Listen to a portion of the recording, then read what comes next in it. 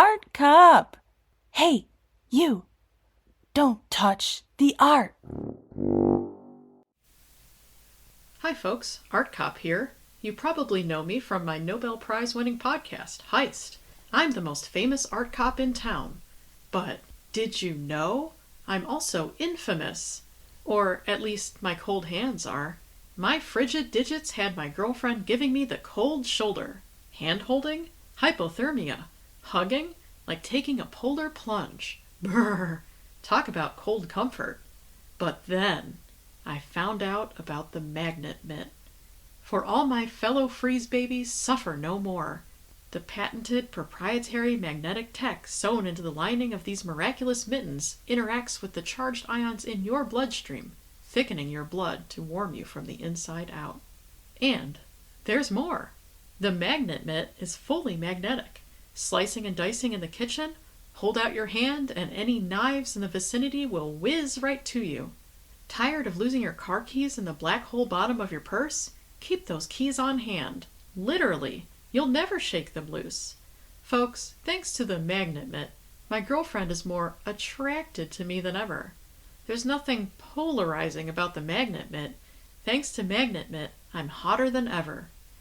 Do not use magnet mitt if you are a regular listener of heavy metal music. If, while using the magnet mitt, you become attracted to yourself, seek immediate medical attention. This is Heist. I'm your host, Art Cop, and today we're taking the show on the road. That's right, folks. Join us aboard this luxurious bus as we travel to the exotic Midwestern locale of Cincinnati, Ohio. Now, folks, just to temper expectations a little bit here, TripAdvisor.com has not ranked the Cincinnati Art Museum as the #1 ranked tourist attraction in town, but I'm sure it's still a perfectly cromulent institution. Hey, what do you want from me? We got a limited travel budget, okay? Thankfully, our generous corporate sponsor, MagnetMit, stepped in to subsidize our trip today. MagnetMit, I never leave home without it. Because you literally can't take it off. It's magnetized to the iron in your bloodstream. Folks, this is Dr. M. For legal purposes, you can only call me Doctor if you play a whimsical sound effect afterwards. Who is a licensed paranormal investigator. For legal purposes, I have to inform our listening audience that this is all pseudoscience bullshit. All aboard! We're off to Cincinnati. Thrills and chills await. Will you hold my hand if I get scared? As long as you're wearing your magnet mitts. Folks, my scaredy cat girlfriend isn't the only feline along for the ride. Say hello to Stan! The keen eyesight, hearing, and reflexes of the domestic cat makes Stan the ideal choice for a paranormal partner. If you've ever watched a cat stare and stare at a seemingly blank wall for hours, you know they know. You know? Have you ever been to the Cincinnati Art Museum?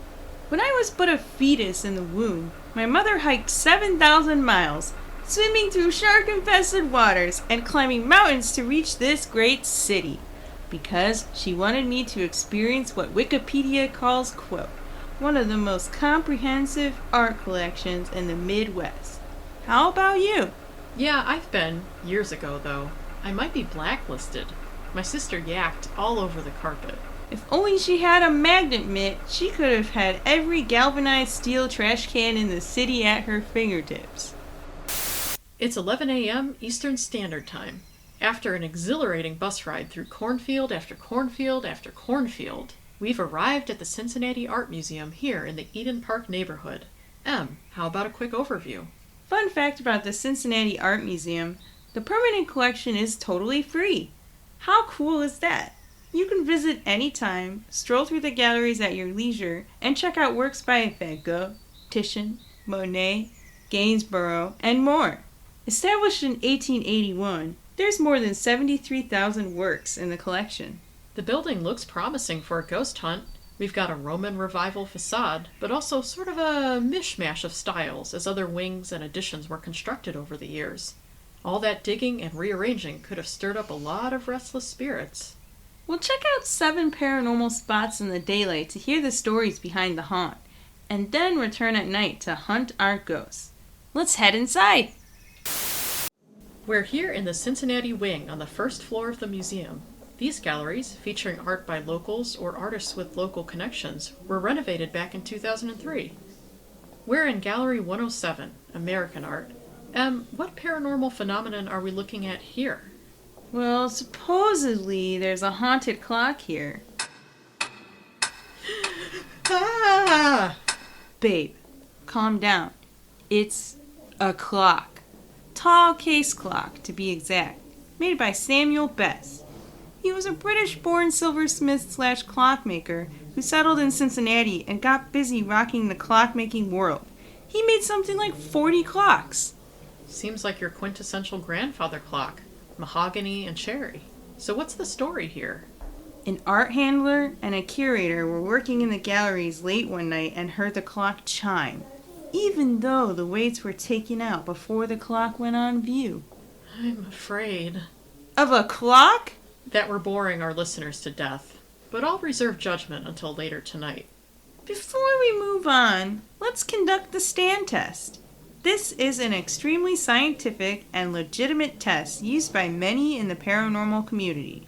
I'm going to hold Stan up to the artwork and, based on his reaction, quantify the level of haunt. Here we go. For our listeners, Stan is much more interested in batting the tassels hanging from this drapery than Mr. Best's clock. Please don't touch the art, Stan. You're embarrassing me in front of our audience. Stan and I are both skeptical, but we'll see what happens tonight. Moving on!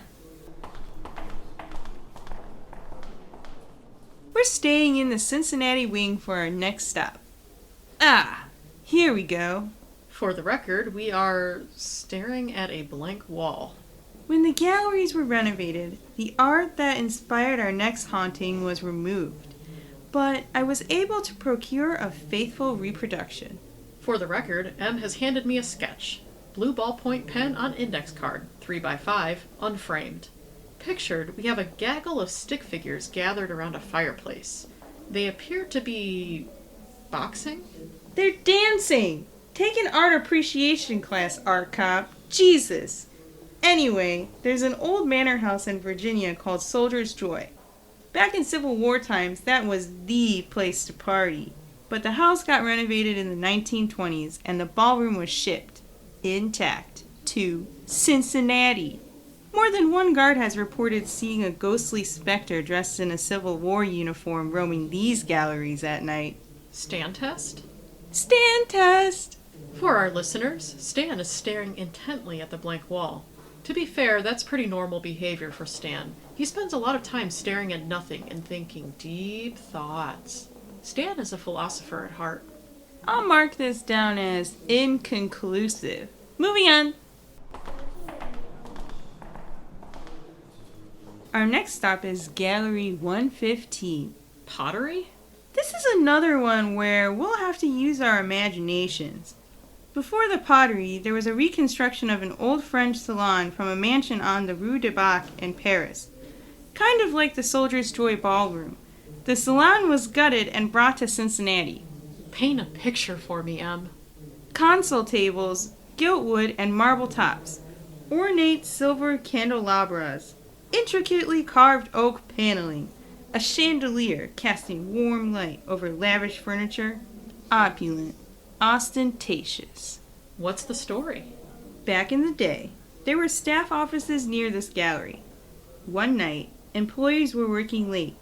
They heard the shuffle and scrape of furniture being moved in the office next door. Sometimes that late-night feng shui urge hits. The next day, the employees asked the woman who worked in the office, "Why were you moving furniture around so late at night?" And she was like, "I went home at 5, dude." And she opens her office door, and her desk is on the other side of the room. Okay, what does that have to do with this reconstructed salon? No fucking clue.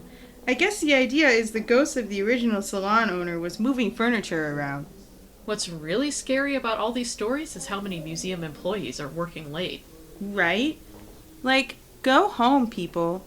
You're working yourself to the bone for a company that would fire you like that. Make sure you take your full break. Shit on company time. Use all your vacation days. That's your PSA for the day. Stand test? Stand test! For our listeners, Stan is tucked in his baby carriage, blissfully dreaming of tuna fish and sunbeams. Moving on. Prepare yourself, Art Cop.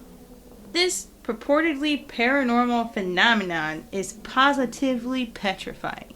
We're in Gallery 110, standing in front of a plaster tomb cover. It's a woman in repose, hands clasped to her bosom. According to the label, this is Memorial to Elizabeth Boot Duveneck. What's her deal? She was an artist in the late 1800s. Rich, upper crust. She fell in love with another artist, Frank Duveneck. He was poor, but she was able to see past that tragic character flaw. They married, did art together, then she got pneumonia and died. Well, that's a huge bummer. One night, a museum employee was walking through Gallery 110 and heard coughing. They turned around and no one was there. They just heard a woman's voice whispering, "Frank, Frank, Frank." Ah! Did you just spritz Lysol directly into your mouth? We got Typhoid Mary out here hacking her lungs out, spreading her nasty germs all over the place. That's scarier than any ghost. Achoo! Achoo! Ah! Oh, this is it. This is the end. Go on without me, Don't let pneumonia necrotize your lungs, too. Babe, your lungs are fine. They're just coated in cat hair. You're super allergic to cats, and you've got a death grip on Stan. Here, take this antihistamine. I'll take the cat. We need to do a Stan test. He's coughing. The ghostly cough of Elizabeth Duveneck. Stan is obviously channeling her spirit. Oh, never mind. It's just a hairball. Okay, moving on. We're upstairs on the second level now, Gallery 203. What are we looking at here, Em? There was a chapel in Spain, the San Baudilio Chapel, and... Let me guess, gutted and brought back to Cincinnati? Kind of. We're standing in a recreation of the chapel.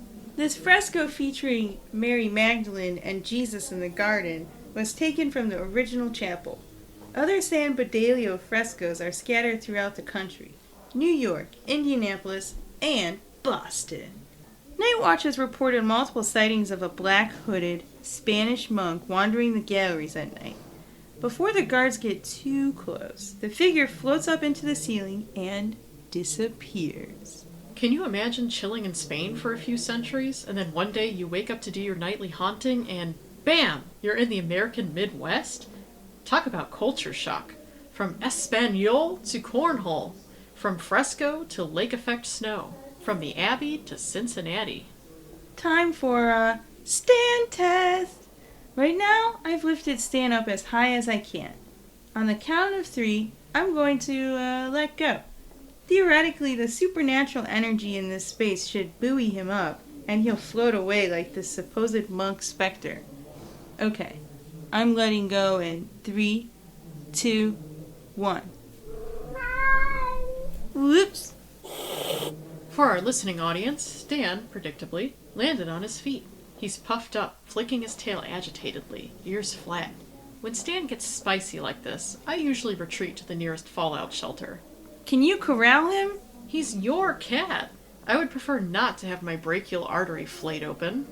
Stan's got murder mittens, but you've got magnet mitts. That's true. In addition to keeping me warm and also attracting metal, the magnet mitt has a Kevlar weave, which protects the wearer from stab wounds, bullets, and stand claws. Onwards, Gallery 209. We're headed across the pond. I want to introduce you to everyone's favorite Brit. Charlie Chaplin? Okay, I do the best Charlie Chaplin impression. Check this out. Ready? The resemblance is uncanny. But I actually meant this distinguished gentleman right here, Mr. Sedgwick, painted by Sir Joshua Reynolds. He looks like George Washington. Art cop, you ignorant American. You probably think all white dudes in powdered wigs look the same. Yes, so who is this guy? Some white dude in a powdered wig. A cursory internet search didn't turn up much. What's his deal? One night, a janitor was cleaning in the gallery. The lights went out, just like that. So the janitor's standing there in the dark, freaking out. Suddenly, he hears a man's voice, and the man says in a British accent, "Stay still. 'Twill be all right." The lights come on. The employee looks up, and he sees Mr. Sedgwick smiling at him. Full on showing teeth smiling? Because Reynolds painted him with a tight-lipped smile. Kind of a grimace. He looks constipated. That's a fart face for sure. Stan test? Stan test! For our listeners, Stan is chewing my shoelaces. What does that mean, Em? Well, why do we tie our shoelaces? To prevent our shoes from falling off. I think symbolically the shoelace represents a fear of loss. Loss of shoes, loss of material goods, loss of life. Being lost to time. Mr. Sedgwick went to great lengths to preserve his memory. By haunting this museum, he's keeping his name and memory alive. Stan chewing this shoelace suggests that there may be some validity to this gallery haunting. Seems like the most likely explanation. Moving on. This is our 7th and final stop. We're at the museum entrance. Years ago, there was a security guard working here who hardly ever called off sick. Well, one day she did. The horror! The next day, a guard sees her dusting the second-floor balcony. He calls up to her, but she doesn't answer. Maybe she's really focused on those dust bunnies. So, in the break room, the guard goes, "Hey, I see so-and-so is back today." And the other guards look at him really weird. Turns out, this woman had died in the night. Can you imagine dying and still dragging your ass into work the next day? Talk about the graveyard shift. Truly tragic. It's time for our final Stan test. Stan? Stan? Come back! Stan just tried to make a break for it. I think he's clocking out for the day. As you'll recall from our last episode, Stan is notoriously work-shy. Well, Stan just proved this entrance is haunted. No doubt about it. By fleeing towards the exit, Stan demonstrated the importance of healthy work-life balance. Let this be a warning to us all. You can work yourself to death. Em, I'm afraid. It's okay, babe. I'm right here. Of hard work. Let's get out of here. It's 1 a.m. Eastern Standard Time in Cincinnati, Ohio.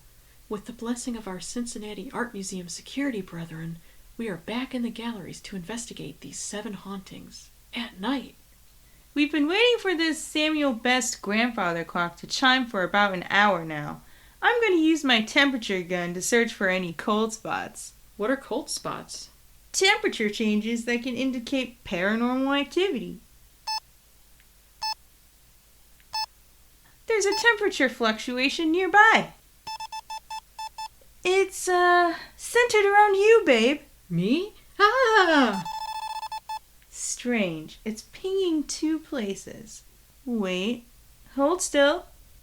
Ah! Ah! A ghost! A ghost! Nah, you just touched me with your freezing-ass hands. Jesus, it's like dating an iceberg. I swear. Why aren't you wearing your magnet mitts? Here, put these on. I feel warmer already thanks to my magnet mitts. Available online at magnetmitts.com and locally at your favorite retailer. Stan and I are staring intently at this blank wall, waiting for our Confederate soldier ghost. Much like the South, I sincerely doubt he will rise again. What do you think, Stan? Way back in 1858, 3 years before the Civil War, Abraham Lincoln declared in a famous speech, "A house divided against itself cannot stand." So while we are concerned about this ghost, Em and I are actually more worried about the structural integrity of this museum. After all, the ballroom is here in Cincinnati, but the rest of the manor is 440 miles away, in Nelson County, Virginia. A house literally divided. So, if the Lincoln prophecy is true, this whole museum might collapse at any time. Em is outside conducting an inspection to check the structural integrity of the building. Basically, looking for cracks in the foundation, or sagging, or bowing walls. In the meantime, I've taught myself the quadrille, a dance that was popular during Civil War times. My hope is, Stan and I will start dancing, and our ghostly soldier will cut in. So, we start with a curtsy, or a death glare if you're Stan. Then we sort of walk towards each other. Or you sit and lick yourself disdainfully if you're Stan. Now we take our partner's hand and start twirling. Whoops! Stan, watch where you're going. Stan has 2 left feet, but he also has 2 right feet, so I'm not sure what the problem is. Well, as Abraham Lincoln so famously said that one time, dance like nobody is watching. And since this is a podcast, none of you are. Oh, Emma's back. I'm just going to moonwalk over to her. Whoops. Well, we can glue that back together probably. Let me just... Gallery 110, 2 a.m. Eastern Standard Time. We set a trap for Elizabeth Duveneck. Cough drops and throat lozenges. If our resident ghost artist seeks to soothe her sore throat, she'll trigger the tripwire connected to our state-of-the-art security cameras. Okay, cameras on, lights off. Now we wait.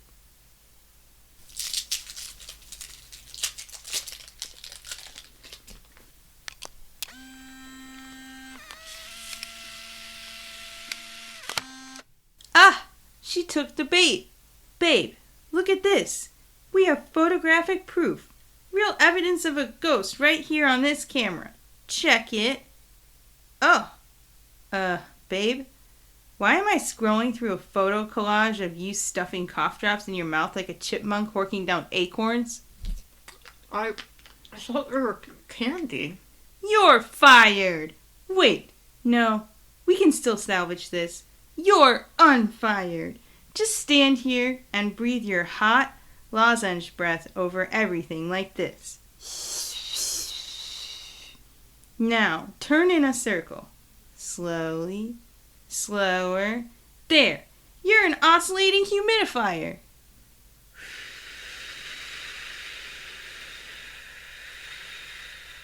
I think I'm hyperventilating. You're fired. But you are super hot. Unfired. But you are a terrible paranormal partner. Fired. But I do have a crippling fear of dying alone and unloved. Unfired. Hey, who's oscillating now? Vacillating, babe. I'm vacillating, not oscillating. I'm officially declaring Duveneck a bust. Technically, it's an effigy. Art cop? Yes? You're fired! 2:30 a.m. Eastern Standard Time. We're back in the British Gallery with our friend, Mr. Sedgwick. I say, old chap, you really must speak like a Brit, or our hopes of coaxing forth dear Mr. Sedgwick will be dashed. I dare say you're right, old chap. Here we are, tottering about like a couple of nutters, and if I don't watch myself, I'll cock it up. What ho? Cock it up? Sounds like a right sausage fest. Bangers and mash, what ho? Bang her? You're the only one for me, babe. I say, dear Em, we've faffed around and found out that this reported haunting is utter rubbish. Should we toddle off? Pip pip. Cheerio, Mr. Sedgwick. This is Art Cop. If anyone is out there, we're in the Cincinnati Art Museum. I'm in the first floor women's bathroom last stall. I'm locked in and recording. I'm freaking out. I just saw proof. I don't know where Em is, if she's safe. Shit got weird, and I hightailed it out of there. I'm etching my name into the stall door so there's some record of me in case I don't make it out of here. They're coming for me. Stay calm, Art Cop. Stay calm. Okay, so I was in the Cincinnati wing with M. We put out a lawn chair right in the middle of the gallery. In our hubris, we tried to tempt the French feng shui spectre. We turned out the lights and waited in the dark. And when we turned the lights back on, the chair had moved 1 centimeter to the left.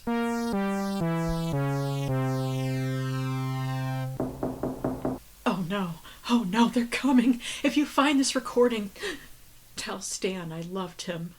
Babe, are you okay? Em? You're alive. I thought you got feng shuied. Our ghost was a total no-show. I was hoping to get some hot tips for decorating our house. He was there, Em. The chair moved. Oh, babe. That was just Stan rubbing against the chair leg. Oh.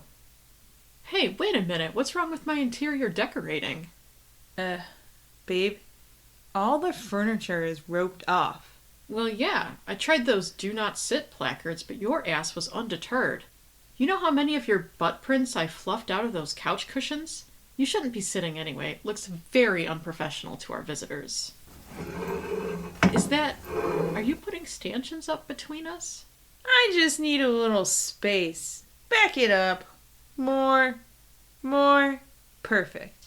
Oh, this is you saying to me, Art Cop, you are my Monet or more so. Like any Impressionist masterpiece, you have to step back to truly appreciate the beauty. I'm flattered. Onwards. We're here in the Cincinnati wing at the reconstruction of the San Baudilio Chapel, waiting for our monk friend to appear. I'm blowing up hundreds of helium-filled balloons. The idea here is, when Mr. Monk floats away, I'll simply tie these balloon bouquets to my extremities and be lifted up too. Foolproof. Poor M here is what we call a globophobe. She has an intense fear of balloons. M, what is it about balloons that freak you out so much? The sound. This sound? Yes, that sound! And the popping! They could pop at any second! Symptoms of globophobia include heart palpitations, dizziness and lightheadedness, difficulty swallowing, rapid breathing, and disorientation. No one in that condition should operate heavy balloon machinery, so I volunteered for the job. First, a quick huff of helium. Now watch in awe as Em and I capture compelling evidence of the paranormal and... Wait, what the... Em? I think I tied the balloons too early. I'm drifting. Em, quick, grab my leg. Too many balloons. Balloons everywhere. Em, help! Too late. Well, here I am, ceiling high, held aloft by over 200 helium balloons. Don't worry, babe. I packed a set of throwing knives. I'll get you down. Just, hold still. Em? Yes, babe? How's that globophobia-induced disorientation? It's alright. I feel a lot better. Just, hold still. This is fine. Close! Try aiming about 6 feet to the left.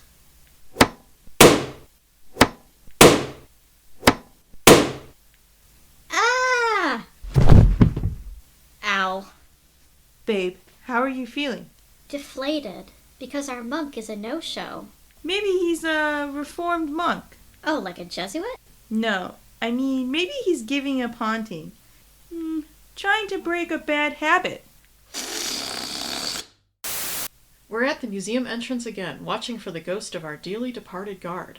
Em is fiddling with her fancy beep-beep boop-boops. I am on an errand of mercy. If I could talk to this ghost, I'd say, "Look, lady, you're dead. Take the night off."